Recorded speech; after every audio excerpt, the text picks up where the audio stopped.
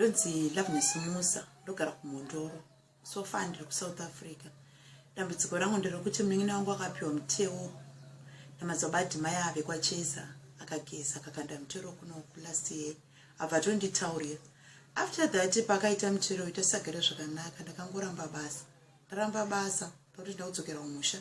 Ndasvika kumusha 28 November ndakaramba basa muna August. Dambudziko raapo manje nderekuti kubva ndangosvika kumusha ndakatanga kutaura nemunhu wandisiri kuona kusvika ndazovaona baba vanonzi Chinenharo mukoma waAdimaya. Saka vakandishandira vese kuti Adimaya naChinenharo vakandishandira pamba pemunin'ina wangu kamwe chete pamwe pachona tata kuenda kumba kwavo nekuti vanhu vandandinavo vaiti ndakutenderera pfungwa because ndiri kutaura nemunhu wandisiri kuona nezvandaitiswa zvacho nezvimwe zvandaitiswa kumusha pamusha pandakaroorwa pamusha pandakaberekwa nekumasowe kwandiona mata nekuti akanga akandiitisa zvinhu zvakawandisisa.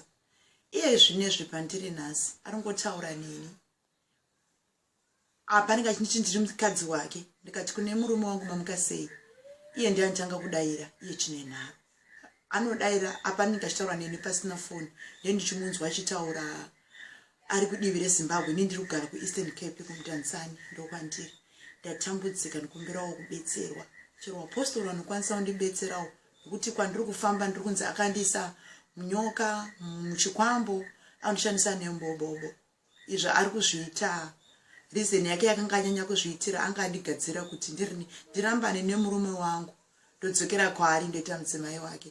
Ndasa ndambomuwana ndamuona murume uyu. It was my first time to see him achiuyamba memunin'ina wangu atanga achitaura neni ndisati ndamuona up to now zvakatanga muna December 25 December musi weChristmas day tenda kumasowe next Thursday neFriday kusvika ndazomuona after 14 days ndakaitiswa zvakawanda zvotora nguva kutsanangura ndingokumbirawo help rubatsiro kune vapostori vanogona kunamata chero ani zvake anokwanisa kunditsunungura ndibviswe chikwambo ichi nyoka nembobobo zviri kushandisa pandiri nokuti zvine zvakuzvisa pamwana mwana ari kuchema ane 3 days achitambudzika zvinomboita kunge zvapera zvodzoka akangona ndiri kuti akakufara anobva timira aone zvandoda kukuitira mwana otanga kutambudzika sezvaari kuita saizvozvi.